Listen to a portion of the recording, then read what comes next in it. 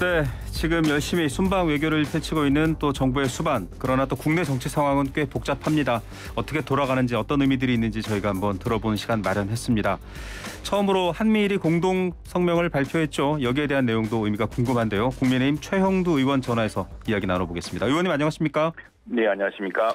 예, 이번에 한미일 정상회담이 사실 연쇄적으로 열리면서 한미일 정상이 한 목소리를 냈습니다. 대북 확장 억제 강화가 나왔는데 어떤 의미로 평가하십니까? 네, 지금 북한의 핵 미사일 도발 이게 굉장히 심상치 않습니다. 이게 지금 굉장히 위태로운 상황이거든요. 실제로 북한은 언제든지 핵 무기를 쏠 수 있다고 지금 법으로까지 명기를 하고 최근에 그 핵 미사일 이 도발하는 시험 발사라고는 합니다만 바로 우리 영해랑 가까운 공해성을 떨어뜨린다든가 직접 대한민국이라든가 일본 그리고 미국 본토를 위협하고 있습니다. 여기에 대해서는 정말 이제 자구책 차원에서도 강력한 확장 억지를 해야 되고요. 북한이 핵 개발한다고 해서 우리가 핵무기를 개발할 수는 지금 없는 입장이고 그럴 경우에 북한의 핵미사일 발사 조짐이 있을 때 적극적으로 대응할 수 있는 그런 대응 체계, 그 감시 체제가 굉장히 중요합니다.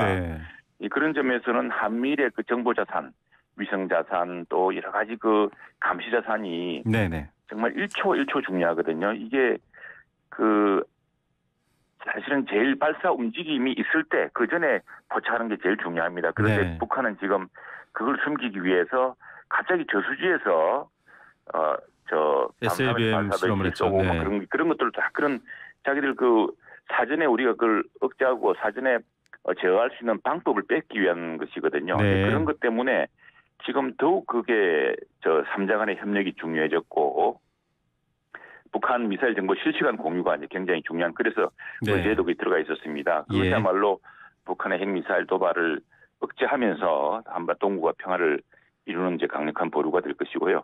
또 하나는 지금 북한 문제뿐 아니라 러시아의 우크라이나 침공 이후에 전 세계 글로벌 공급망이 지금 상당히 위태롭습니다. 여기에 대한 대응 문제, 또 중국이 대국 굴기를 이제 하면서 상당히 아시안 국가의 영토 영해 문제 이런 것들이 계속 지금 주변 국가를 위협하고 있지 않습니까? 그래서 한미일 삼국 간에도 경제 안보 대화 체제를 신설하기로 했지만 우리 한국과 아시안 국가들 사이에서도 지금 한 아시안 정상 힘에 의한 현상 변경은 받아들일 수 없다는 것을 아시안 국가들이랑 같이 합의했습니다. 정상회의에서.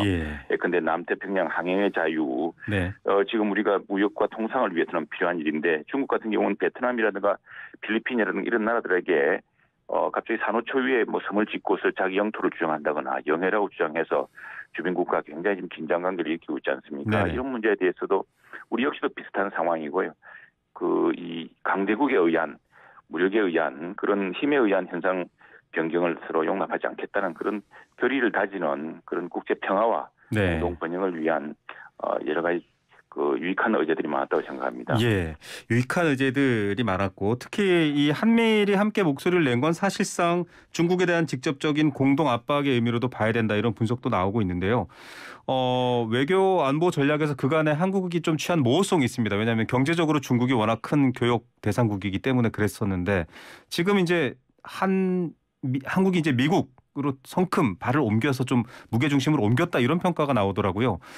중국을 좀 지렛대로 삼아야 될 북핵 문제라든지 이런 부분에서는 조금 어려움이 있지 않을까 이런 우려도 있는데 어떻게 보십니까? 거꾸로 중국이 이 문제 때문에 이제 우리가 한중 간의 뭐 정상회의를 좀 지켜봐달라고 했습니다만 한중 간에도 이런 문제에 대한 교섭이 있을 텐데 사실 역대 정부의 박근혜 대통령이나 문재인 대통령이나 정말 중국에 하기에 우리는 할 도리를 다 했습니다. 문재인 정부 때는 우리를 작은 언덕이라고 스스로 낮추면서까지 중국을 지켜 세우고 그렇게 했는데 북핵 위협이 저렇게 고도화될 동안에 아무것도 도와주지 않았지 않습니까? 우리가 자의적 수단으로 사드를 배치한 것만 문제 삼았지 북한이 저렇게 공공연하게 대남 위협을 하고 있고 실제로 언제든지 타격할 수 있다는 공갈 협박을 매일같이 일삼고 있습니다. 그런데 중국이 경고 한번 했습니까? 이제 중국에게도 우리가 분명하게 우리가 우리를 지킬 수밖에 없다는 것을 이제 지금 보여줄 수밖에 없는데 보여주기 위한 것이 아니라 스스로 지키기 위한 불가피한 조치라고 생각합니다. 그 일본 반밀 이제 그 잠수함 훈련 같은 것도 바로 그런 일환이었고요. 중국이 이제 여기서 조금 우리가 대한민국이 왜 스스로를 지키기 위해서 저렇게 하는지에 대해서 좀 생각해야 되고 그런 바탕 위에서 한중간에 전통적인 협력을 네. 계속 이어나가야 될 거라 생각합니다. 네. 그간의 한중 관계를 좀 다시 돌아보는 또 그런 계기까지 되었다라고 말씀해 주셨고요. 네네. 한미 정상이 만나서는 IRA 인플레이션 방지법 얘기도 조금 나왔고요. 여러 가지 구체적인 얘기도 왔습니다. 의원님께서도 이 문제에 관심이 많고 또 추진하고 계신 게 있는데 좀 성과가 있다라고 보시나요? 한미 회의? 네, 우선에 미국 대통령이 이 문제, 우선에 이제 이게 지금 미국 국내 정치 문제였는데 네네. 그동안 미국 민주당이 중간 선거에서 이기기 위해서 BBB 법안이라는 걸 추진해 왔습니다. 네. 연합 미국을 건설하자, 네네. 빌드 백 베터라는 이제 그게 네네. 그 법안인데 그게 상원에서 막혔습니다. 바로 조 맨친이라는 네. 그 웨스트버지니아의 민주당 의원이지만 공화당보다 더 강경한 입장이 네. 있어가지고 그동안 이제 상원이 다수당을 이루지 못했거든요. 네. 민주당이 부통령이 나서야지만이 이제 그걸 통해서 예. 간신히 이 법안을 만들었는데 그 내부의 조 맨친이라는 의원 때문에 BBB 법안이 이제 IRA 법안으로 이름을 바꾸면서 거기에 배터리 조항이 들어가고 미국산 강물을 무조건 이용해야 된다는 대단한 요구 조건들이 들어가게 됐던 겁니다. 이제 민주당 상원에서도 민주당이 다수당이 될 가능성이 커졌고 그래서 바이든 대통령 입장에서는 일단 뭐 패색이 짙었는데 선방했다고 보고서 행정부가 이 문제를 풀 수 있는 방법들을 특히 한국 같은 나라는 FTA 국가이기도 하고 미국과 지금 경제 글로벌 공급망에서도 공동의 이익을 취하고 있지 않습니까? 그렇죠. 그래서 네. 그런 부분들을 검토할 수 있다고 생각하고요. 저희도 국회 차원에서 지금 예산 심사 중입니다만 지금 미국 이제 중간 선거가 끝났고 하원은 1월 2일 날 새롭게 출범합니다만 네. 그 사이에 이제 지금 낸시 펠로시가 부장인 이 하원이 마지막으로 이제 입법 같은 것을 또 개정 같은 것을 담당하게 됩니다. 그리고 상원도 또 남은 기간 동안 이런 문제 개정 논의를 할 수 있는 여건이 마련되었기 때문에 국회 차원에서도 정부와 협력해서 한번 이 논의를 본격화해 보려고 합니다. 예, 의원님이 뭐 이렇게 국회 차원에서 논의하겠다고 하는데 지금 어느 정도는 분위기가 조금 이제 새로운 뭐 여러 가지 친서라든지 대책들이 나오고 있기 때문에 구체적으로 좀 직접 한번 미국 가신다 이런 계획도 있으신 것 같아요. 관련 상임위에서 미국 의회를 만나는 방안들을 지금 논의 중인 것으로 알고 있습니다. 예, 뭐 민주당이 중간 선거에서 고전할 것이다라는 결과와는 달리 지금 결과가 나왔기 때문에 좀 또 다른 대응이 있을 것 같습니다. 일본 정상과도 만났는데요.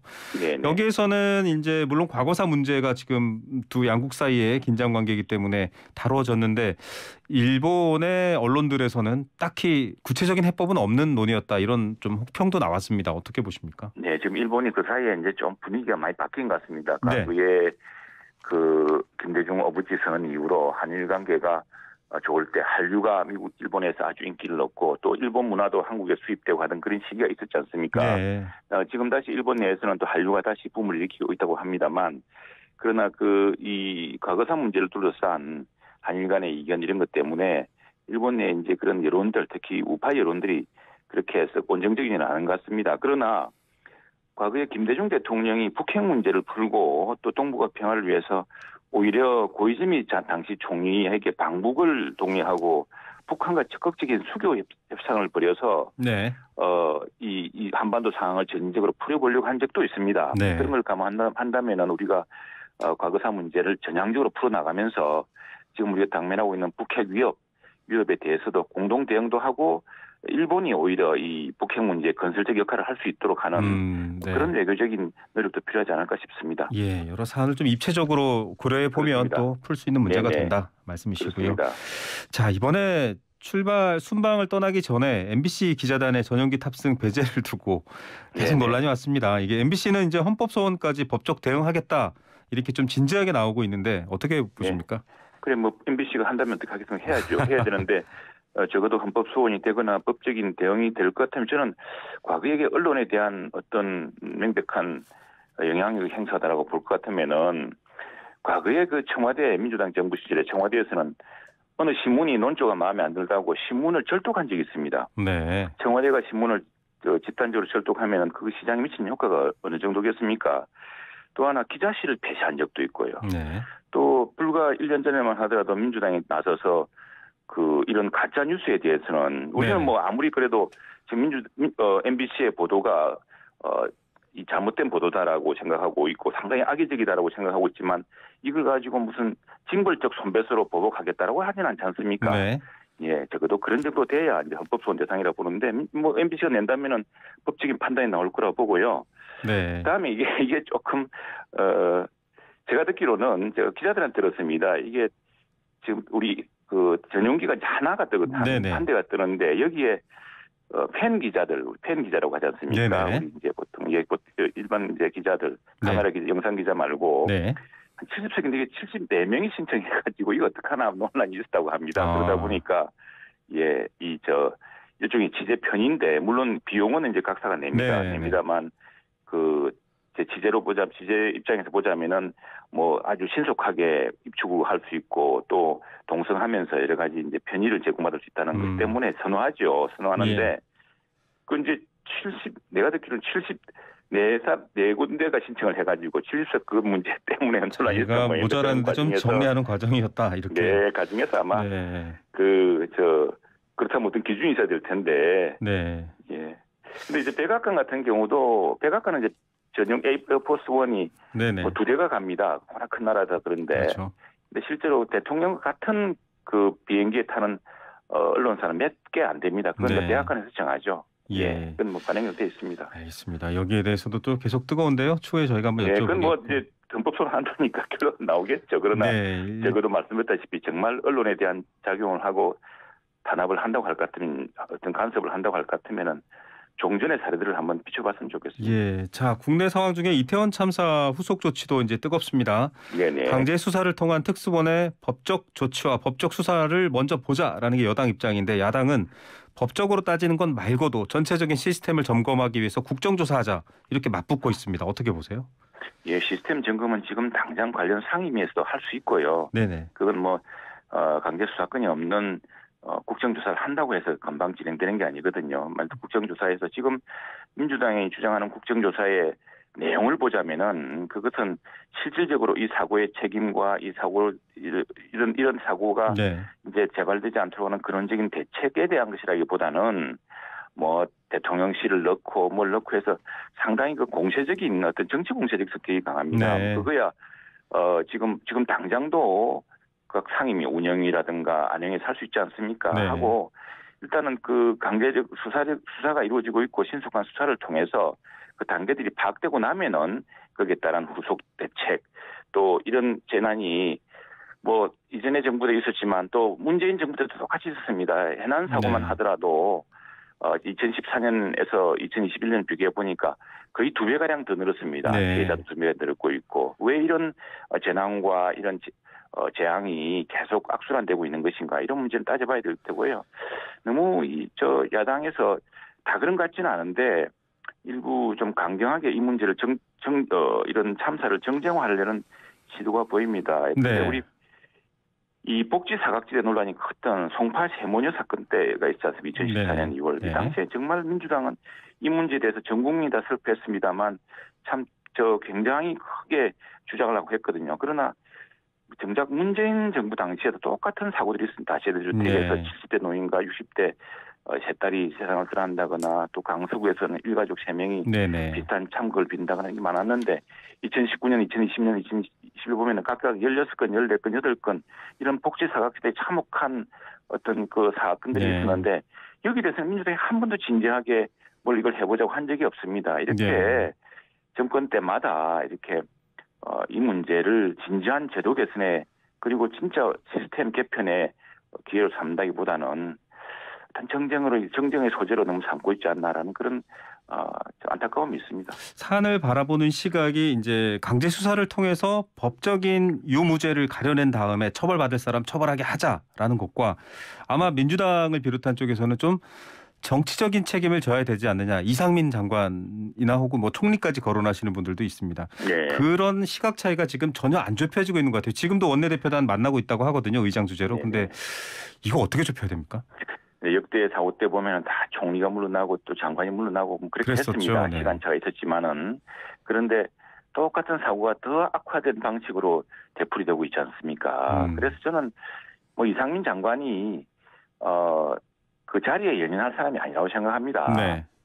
그리고 어제 뭐 그제 또 무슨 말씀도 하셨지만 폼나게 사표 예, 얘기하셨다가 이건 참 정부가 지금 대통령의 권한은 사실은 대통령의 권한은 절반밖에 안 됩니다. 국회가 네. 더 막강하죠. 지금 민주당이 다수당 가지고 예산을 다 막아버리면은 어떻게 할 방법이 없습니다. 네네. 그런데 대통령의 책임은 그렇다 하더라도 무한입니다. 정부의 네. 책임도 무한이죠. 이 무한 책임을 져야 되는 것은 그건 변경할 수 없는 사실이고요. 그 네네. 무한 책임을 다하기 위해서 사과 이상의 책임, 사퇴 이상의 책임을 다할 것입니다. 가장 크게는 왜 이런 충격과 또 슬픔이 되풀이되고 있는지에 대해서 정말 시스템 차원에서 왜 더구나 지난 정부에서 도입했던 그 재난 동보 이 시스템 있지 않습니까? 통보 시스템. 예.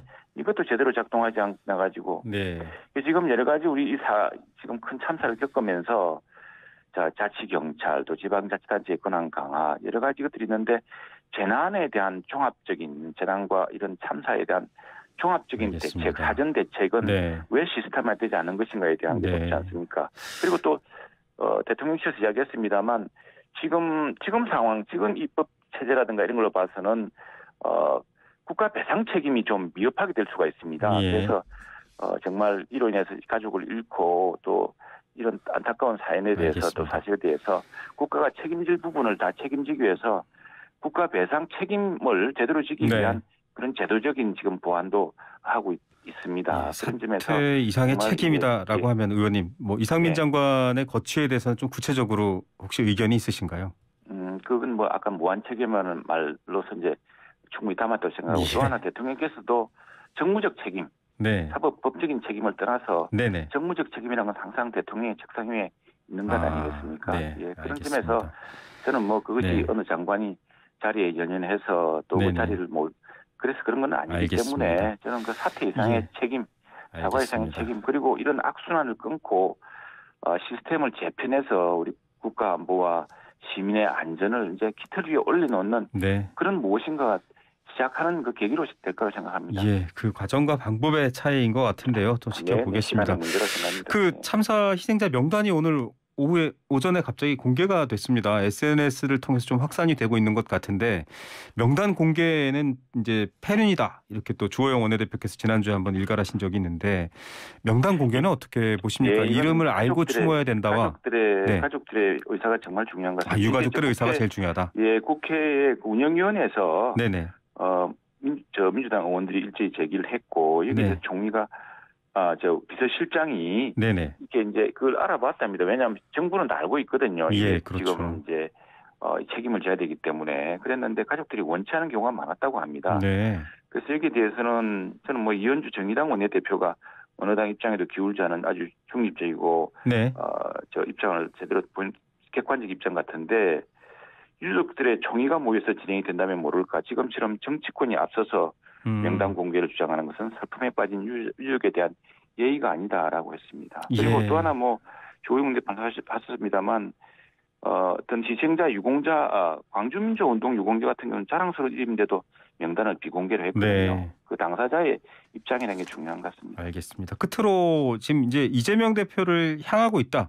뭐 이름도 여러 수십 차례 등장하는 여러 가지 수사 관련된 기소 이런 문건들도 지금 보도가 되고 있는데 정진상 실장의 소환이 예정되어 있습니다. 결국은 이재명 대표 연내에 검찰의 포토라인에 서느냐 이런 게 관심사인데 어떻게 전망하십니까? 예, 검찰 수사에 대해서는 저희들이 뭐 예단하기 어렵습니다. 다만 이 사건이 우리 국민의힘이라든가 또는 윤석열 정부가 들어와서 시작된 사건이 아니라 네. 지난해 민주당 경선 과정에서 불거진 사건입니다. 민주당 경선 과정에서 경기도에서 이 상황을 제일 잘 아시는 분들, 성남에서 제일 잘 아시는 분들이 역시 이제 민주당과 함께 민주당 성남시장, 민주당 지사를 겪어보면서 예. 그런 정보가 가장 많았던 분들이 대장동 사건을 제기하고 또 성남 FC 사건 또 무슨 변호사비 대납 사건 이런 의혹들이 다 거기서 제기된 거거든요. 네. 그래서 그 사건은 이 정권이라든가 우리 여당의 입장과 달리 객관적으로 진행돼야 되는 것인데 너무 늦어졌습니다. 수사가. 예. 수사가 늦어졌고 지난 정부 시기에는 수사가 거의 안 됐다고 봐야겠죠. 그 수사가 진행되는 것이고 여기에 대해서는 이것이 민주당을 겨냥한 것도 아니고 또 특징을 겨냥한 것도 아닙니다. 그리고 오히려 묻고 싶은 것은 왜 민주당과는 크게 무관한 이재명 대표의 척건들을 뭐 민주연구원 부원장이니 당대표 정무실장이니 해서 이게 사실은 국회 내에 그리고 당사내로 끄집어들여서 오히려 네. 그걸로 방탄을 삼을 알겠습니다. 했던 거 아닌가 이제 의심이 들고요. 예. 그런 점에서 뭐 저 이재명 대표도 사탕 하나 얻어먹은 적 없다고 한다면은 이번 수사를 통해서 그 문제가 깨끗이 또 그 클리어되지 않겠습니까? 이번 그런 수사에서 점에서 오히려 이 결백이 수사를 밝힐 수도 있다. 가지고 네. 역시 그 이현주 정의당 원내대표가 국회 내 연설에서 자주 이야기했습니다만 인용해 주시네요. 예, 네. 예. 이제 국회로 개인적인 이런 문제를 끌고 들어오는 건 맞지 않다고 생각합니다. 예, 알겠습니다. 오늘 여기까지 듣겠습니다. 감사합니다. 네, 고맙습니다. 네, 국민의힘 최영도 의원이었습니다.